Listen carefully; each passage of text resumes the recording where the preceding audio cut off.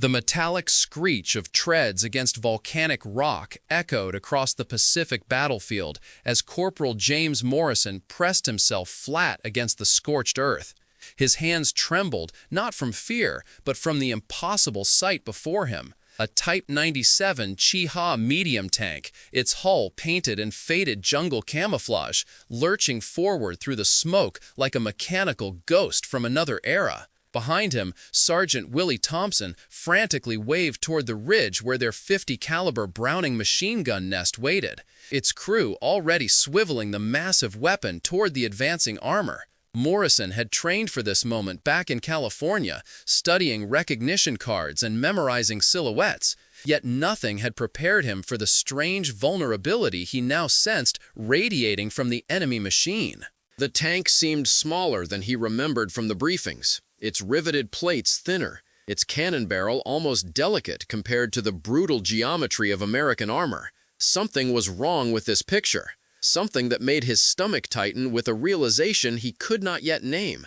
The year was 1944, and the island of Saipan had become a crucible where two philosophies of warfare collided with devastating clarity. Japanese military doctrine had evolved in Manchuria and China, where lightly armored tanks could dominate infantry and outmaneuver resistance across vast rural landscapes. The Chi-Ha represented the culmination of that thinking, a tank designed for speed and infantry support rather than armor duels, weighing barely 15 tons and protected by plates no thicker than 25 millimeters at its strongest points. American tankers had nicknamed it the shoebox, though few had seen one up close enough to test that theory. Morrison watched as the tank commander's hatch creaked open and a figure emerged briefly before ducking back inside, perhaps sensing the trap that awaited. In that fleeting glimpse, Morrison saw not a faceless enemy, but a man probably younger than himself, wearing a leather cap and goggles, his face streaked with oil and exhaustion. The human dimension of war always struck at the strangest moments. What Morrison and his comrades were witnessing represented more than a tactical encounter. It was the physical manifestation of two nations' industrial philosophies meeting in lethal contrast. Back in Detroit and Pittsburgh, American factories had retooled from producing automobiles to churning out Sherman tanks with welded hulls, standardized parts, and armor plates that grew thicker with each production run. The 50 caliber Browning machine gun that now tracked the Chi-Ha had been designed by John Browning himself decades earlier, a weapon so fundamentally sound that it required almost no modification for modern warfare. Its half-inch bullets could penetrate light armor at ranges exceeding 1,000 yards, turning what should have been an impenetrable steel shell into a death trap for anyone inside. The Japanese tank approaching Morrison's position had been built in Osaka by Mitsubishi Heavy Industries, assembled by workers who knew their nation's steel production could not match American output, who understood that quality had to compensate for quantity, yet who also recognized the terrible mathematics of resource scarcity. Every plate of armor added meant another tank not built, another ship not launched, another aircraft grounded. The Browning 50 caliber opened fire with a sound that defied description, a hammering roar that seemed to compress the very air into waves of concussive force. Morrison watched as the first burst walked up the tank's glacis plate, sparks erupting like fireworks as armor-piercing rounds found their marks. The tank lurched sideways, its driver attempting to present a harder angle, but the geometry of protection offered no salvation. At 300 yards, the 50 caliber rounds punched through the driver's vision port, the side armor, the turret ring, each impact preceded by a flash of yellow-white light as metal met metal at supersonic velocity. Inside the tank, the crew experienced hell in a confined space no larger than a small bathroom. Spalling, the term for metal fragments torn from the interior surface of armor by external impacts, filled the crew compartment like horizontal rain, shredding flesh and shattering bone, without the penetrating round even needing to fully breach the hull. The radio operator slumped forward against his equipment, his hands still gripping the Morse key. The gunner tried to traverse the turret toward the threat, but the mechanism had jammed, frozen by a round that had clipped the drive gear. Sergeant Thompson had fought across the Pacific from Guadalcanal forward, and he recognized what was happening with the grim clarity of experience. This was not a battle in any meaningful sense. This was extermination, mechanical and efficient, the reduction of human beings and their machine to smoking wreckage through the application of superior firepower. The .50 caliber crew adjusted their aim slightly, targeting the turret basket where ammunition was stored. 3 seconds of sustained fire produced the inevitable result, a muffled explosion from within the tank, followed by orange flame jetting from every opening as the onboard rounds cooked off in a chain reaction. The tank shuddered once, twice, then fell silent except for the crackling of burning paint and rubber. Black smoke poured from the open commander's hatch, thick and oily, carrying the unmistakable smell of burning diesel mixed with something far worse. Morrison turned away and vomited into the volcanic soil, not from weakness, but from the sudden understanding of what industrial warfare truly meant. This was not the glorious combat of propaganda posters. This was machinery destroying flesh with the same indifference a thresher showed wheat. In the days that followed, American intelligence officers swarmed over the destroyed tank like archaeologists examining a tomb. What they discovered confirmed suspicions that had been growing since the campaign in the Philippines. German armor was catastrophically outmatched, not through any failure of courage or crew skill, but through the fundamental limitations of a resource-poor nation attempting to field mechanized forces against an industrial superpower. The Chiha's diesel engine, they noted, was actually quite sophisticated, a Mitsubishi air-cooled design that was more fuel-efficient than American gasoline engines. The tank's suspension used bell crank bogies that provided excellent cross-country mobility. The optics was Zeiss quality, among the finest in the world. Yet none of this mattered when the armor could not stop even heavy machine gun fire from the flank or rear. One intelligence report noted with clinical detachment that the tank's riveted construction meant that even non-penetrating hits could cause rivets to shear off inside, creating deadly projectiles that ricocheted through the crew compartment. Modern welded construction had eliminated this problem in American tanks years earlier.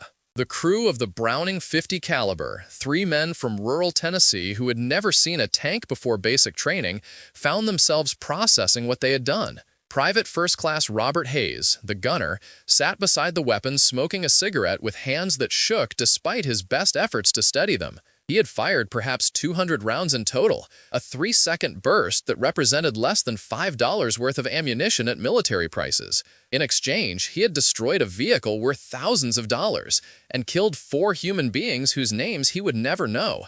Hayes's grandfather had fought in the First World War, charging German machine gun nests with a bolt-action rifle and bayonet, absorbing horrific casualties for yards of muddy ground. This new kind of war, where technology and industrial capacity determined outcomes more than individual valor, left Hayes feeling strangely empty. There was no triumph in what they had done, only the mechanical execution of a task made possible by superior equipment. Would history remember them as warriors or as operators, skilled laborers in the factory of death that modern warfare had become? Night fell across Saipan with the tropical swiftness that still surprised men from temperate climates. Morrison found himself on guard duty, positioned near the burned-out hulk that had been a tank that morning. The moon rose full and bright, casting shadows that made the wreck seem almost alive, as though it might lurch forward once more. He thought about the tank commander he had glimpsed, the young man in the leather cap who had surely died when the ammunition exploded. What had that man been thinking in his final moments? Did he understand that his armor was inadequate, that he was driving a coffin into battle against weapons that could tear through steel as easily as paper? Or had Japanese propaganda convinced him that spirit and determination could overcome material deficiency, that Bushido and the warrior's code could somehow deflect .50 caliber rounds? Morrison suspected the truth was more complicated, that the tank crew had known exactly what they faced and had advanced anyway, not from fanaticism, but from duty, from loyalty to comrades, from the same complex mixture of fear and courage that motivated every soldier regardless of nationality. The technical specifications told part of the story, but only part. The Type 97 Chi-Ha tank weighed 14.8 tons combat loaded. Its main gun, a Type 97 57mm cannon, could fire both armor-piercing and high-explosive rounds, though its muzzle velocity was so low that penetration was effective only at point-blank range. The tank carried 120 rounds of main gun ammunition stored in bins around the crew compartment, a fatal design choice that turned every tank into a potential bomb.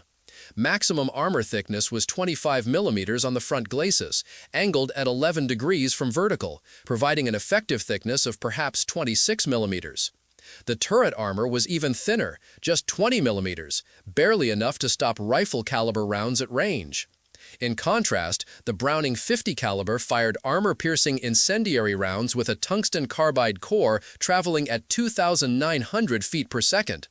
At 300 yards, these rounds could penetrate 30 millimeters of homogeneous armor plate struck at 90 degrees.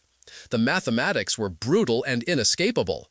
Japanese medium tanks could not survive contact with American heavy machine guns, let alone anti-tank weapons or tanks. Yet to focus solely on technical inadequacy was to miss the larger tragedy. Japanese engineers were not incompetent. They understood metallurgy, ballistics, and automotive design as well as their counterparts in Detroit or Dusseldorf. What they lacked was not knowledge, but resources. The vast industrial base required to produce the thick armor plate, the powerful engines, the sophisticated fire control systems that characterized effective armor. Japan's steel production in 1944 totaled approximately 6 million tons annually. The United States produced 80 million tons the same year, more than 13 times as much. This disparity echoed through every aspect of military production. Japanese tank factories delivered approximately 350 tanks of all types in 1944. American factories delivered 17,000 in the same period, nearly 50 times more. The workers in Osaka building Chi-Ha tanks understood these numbers, understood that every tank they assembled would face overwhelming odds, yet they continued working with the same dedication that characterized Japanese industry throughout the war. What did it feel like to build weapons you knew were inadequate, to send men into battle in machines you recognized as death traps? Sergeant Thompson gathered Morrison and the machine gun crew for a debriefing the next morning. His face showed the strain of 32 months' continuous combat, lines carved deep around eyes that had seen too much. He spoke quietly, almost apologetically, about what they had witnessed. "The Japs built what they could with what they had," he said, lighting a cigarette with scarred hands. "Same as we would do if things were reversed. Anybody who thinks this is about who's braver or smarter ain't paying attention. This is about steel mills and oil fields and how many goddamn factories you can keep running when half the world's trying to blow them up." Morrison listened and understood that Thompson was trying to give them context, to frame what they had done in terms that made psychological survival possible. Killing was easier when you could maintain hatred, when you could see the enemy as fundamentally different, fundamentally inferior. But respect, strange as it sounded, made it harder. Respecting the courage of men who climbed into inadequate armor and advanced anyway, knowing what awaited them, that respect carried its own burden. The campaign on Saipan continued for another 3 weeks, a grinding horror of cave fighting and suicidal counterattacks that left the island's civilian population traumatized and decimated. American forces encountered additional Japanese tanks during this period, but the pattern established in that first engagement repeated with monotonous regularity.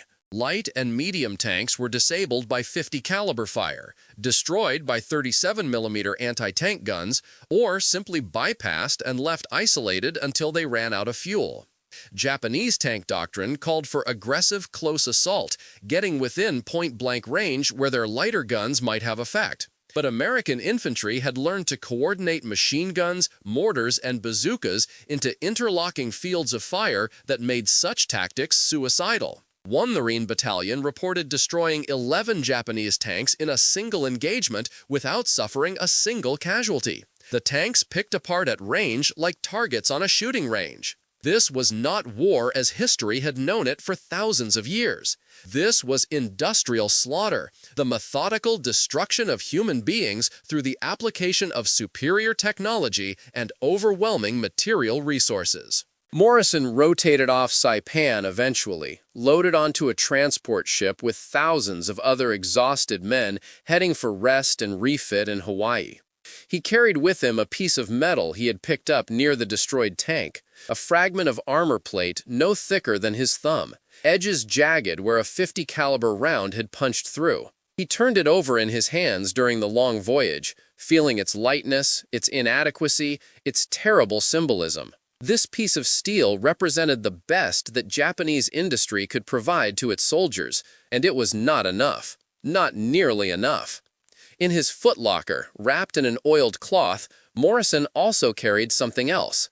A leather cap he had retrieved from near the burned-out tank, sized for a head smaller than his own, its interior still bearing the indentation where someone had worn it day after day. He had taken it not as a trophy, but as a reminder, though of what exactly he could not articulate, even to himself. Perhaps a reminder that the man who wore it had been real, had existed, had died inside a steel box because nations had decided to settle their differences through industrial murder rather than negotiation. The .50 caliber Browning machine gun remained in service long after the war ended, a testament to its fundamental design excellence. It fought in Korea, Vietnam, both Gulf Wars, Afghanistan, everywhere American forces deployed. The weapon that had so easily destroyed Japanese tanks in 1944 would continue destroying light vehicles and dismounted infantry for another 70 years, virtually unchanged except for minor modifications to the mounting and feed system. This longevity spoke to the vision of John Browning, who had designed a weapon robust enough, powerful enough, and simple enough to serve across generations of warfare. The Type 97 Chi-Ha tank, by contrast, vanished from military service within months of Japan's surrender. Those not destroyed in combat were scrapped, melted down, repurposed into the peaceful machinery of reconstruction. A handful survived in museums, mute testimony to an era when nations built weapons they knew were inadequate, because the alternative was to build nothing at all, to surrender without fighting, to accept subjugation without resistance. Years later, military historians would analyze the Pacific tank battles with the cool objectivity that distance allows. They would note that Japanese armor doctrine, developed for the vast plains of China, was fundamentally unsuited for the jungle islands where most Pacific fighting occurred. They would observe that Japan's decision to prioritize naval and air power meant that armored forces received inadequate funding and resources throughout the war. They would document how American tankers, initially trained to fight panzers in Europe, were almost disappointed by the ease with which they dominated Japanese armor. All of this was true, verifiable, supported by documentary evidence and statistical analysis. Yet somehow the clinical language of historical analysis failed to capture the human reality. The terror of men trapped in burning steel, the trauma of survivors who had killed with such efficiency, the moral weight of knowing that industrial capacity, rather than individual courage, had determined outcomes. Morrison never spoke about the tank to anyone outside his immediate family, never appeared at veteran reunions or gave interviews to historians. The leather cap remained in his footlocker until his death in 1993, discovered by his daughter while sorting through possessions, its significance unknowable without context. The broader implications of that engagement on Saipan extended far beyond a single destroyed tank. What Morrison and Thompson had witnessed was proof that Japan could not win the Pacific War through conventional military means. The industrial disparity was simply too vast, the technological gap too wide, the resource imbalance too severe. Japanese military planners understood this, had understood it even before Pearl Harbor, which was why their strategy had always depended on inflicting such terrible casualties that America would negotiate a settlement rather than prosecute the war to its bitter conclusion. But this strategy failed to account for American industrial capacity and, more importantly, American psychology. Every destroyed Japanese tank, every failed banzai charge, every island reconquered at terrible cost only strengthened American resolve to see the war through to unconditional surrender. The 50 caliber rounds that tore through the Chiha's armor carried with them a message more powerful than propaganda: that American industrial might was unstoppable, that resistance was futile, that continued fighting only meant continued dying without hope of victory. The crew of the Browning 50 caliber tried to process their role in this larger narrative. Hayes, the gunner, eventually became a machinist in Detroit, working in the same automotive plants that had produced weapons during the war. He found himself examining tolerances and specifications with an attention to detail that bordered on obsession, as though perfect craftsmanship could somehow redeem the use to which his earlier skill had been put. The loader, a quiet farm boy named Daniels, returned to Oklahoma and never left his county again, spending 40 years behind a plow without speaking of the war except once, drunk at his son's wedding, when he wept and said he could still smell burning diesel mixed with something worse. Thompson, the sergeant who had tried to give them context, made the Army his career, serving through Korea and into the early years of Vietnam before retiring as a master sergeant. He wrote long letters to Morrison occasionally, letters that danced around the subject of that day on Saipan without ever addressing it directly, as though both men understood that some experiences existed beyond language, in a space where only those who had been there could fully comprehend. Modern warfare had revealed itself that day on Saipan in all its terrible efficiency. The romantic notion of war as a contest of individual valor, of warrior against warrior in single combat, had been obsolete for decades, perhaps centuries, but the Pacific tank battles made this obsolescence undeniable. What mattered now was industrial capacity, resource extraction, transportation networks, factory output, the ability to translate raw materials into finished weapons faster than they could be destroyed in combat. Japan had attempted to compensate for industrial weakness through spiritual strength, through Bushido and the warrior code, through fanatical determination and willingness to accept death. But steel cared nothing for Bushido. Armor plate either stopped a round or it did not, and the mathematics of kinetic energy and penetration could not be overcome through force of will. The Americans, more pragmatic, or perhaps simply more fortunate in their resource abundance, had built a military machine that emphasized overwhelming firepower and material superiority. This philosophy accepted higher costs in equipment and logistics in exchange for lower casualties among personnel, a calculation made possible only by vast industrial capacity. The psychological impact on Japanese tank crews who survived early encounters with American forces cannot be overstated. They climbed into their machines knowing what awaited them, knowing that their armor was inadequate, knowing that even heavy machine guns could destroy them. Yet they continued fighting, not from ignorance or fanaticism, but from duty, from loyalty to comrades, from the same complex mixture of courage and resignation that has characterized warriors throughout history. Some left final letters, documents later captured and translated, in which they expressed not rage or hatred, but a kind of sad acceptance that they would not survive, that their deaths served only to delay the inevitable, that their sacrifice would be forgotten in the larger catastrophe engulfing their nation. One tank commander, writing to his wife, compared himself to a chrysanthemum petal falling in autumn, beautiful perhaps in the moment of descent, but ultimately swept away and forgotten. This poetic resignation, so characteristically Japanese, stood in stark contrast to the mechanical efficiency with which American forces destroyed his tank 3 days after he wrote those words. Morrison carried these thoughts with him through the remainder of the war and into the decades that followed. The Korean War found him too old for combat duty, but young enough for service, working as a training instructor, teaching the next generation how to employ the same weapons he had used against Japanese armor.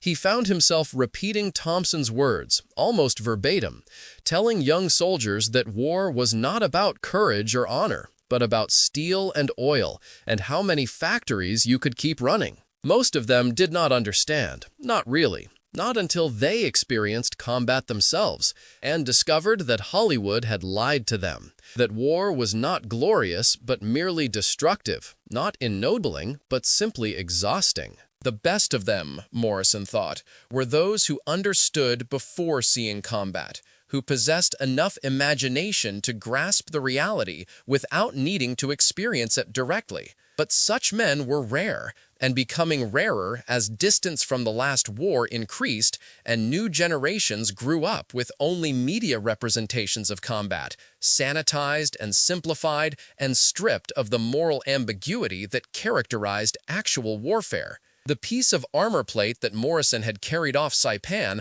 eventually found its way to a museum, donated by his daughter after his death, along with a note he had left explaining its origin. Visitors would pause before the display, reading the placard that explained how Japanese armor had been inadequate against American heavy machine guns, nodding in understanding as though this simple technical fact explained everything. But the placard could not convey the smell of burning diesel and flesh, the sound of men screaming inside a steel coffin, the sight of oil smoke pouring from every opening as ammunition cooked off and tore apart human bodies too damaged to identify. The placard could not capture the weight of killing, the burden that survivors like Morrison and Hayes and Daniels carried for 50 years. The knowledge that they had been efficient instruments of destruction in a war that reduced human beings to targets, obstacles, problems to be solved through the application of superior firepower. Some visitors, mostly veterans, would linger before the display longer than others, their expressions distant and haunted, recognizing in that thin piece of steel something that others could not see. The machine gun nest that had destroyed the Chi-Ha continued operating for the remainder of the Saipan campaign, Hayes and his crew becoming grimly proficient at their lethal work. They destroyed 2 more Japanese tanks in the following week, along with numerous light vehicles and fortified positions. Each engagement followed the same pattern: target acquisition, brief burst of fire, catastrophic destruction of the enemy vehicle. The crew developed a rhythm, almost mechanical in its efficiency, that allowed them to engage and destroy targets with minimal ammunition expenditure. This efficiency was celebrated by their commanding officers, who cited them for commendations and used them as examples in training materials. But Hayes found the praise hollow, even disturbing. They were being rewarded for perfecting a form of killing that required no personal risk, no courage in any traditional sense, only technical proficiency and the willingness to press a trigger. He wondered sometimes if this was what the future of warfare would look like.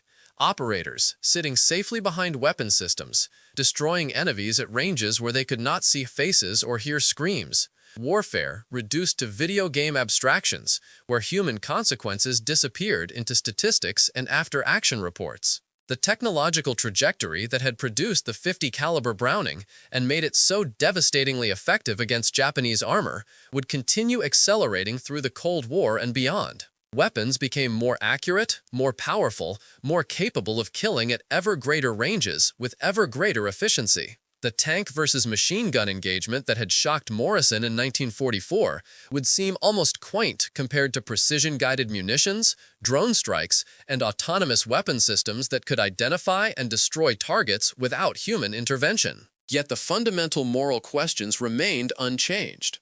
What did it mean to kill efficiently? What happened to warriors when warfare became primarily an industrial and technological competition rather than a test of individual courage? How did societies integrate veterans who had become proficient at mechanized killing, who carried memories of destruction that seemed increasingly divorced from anything recognizable as combat in historical terms?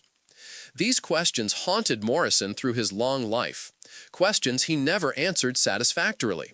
Questions he eventually stopped asking because the answers, if they existed, were too disturbing to contemplate.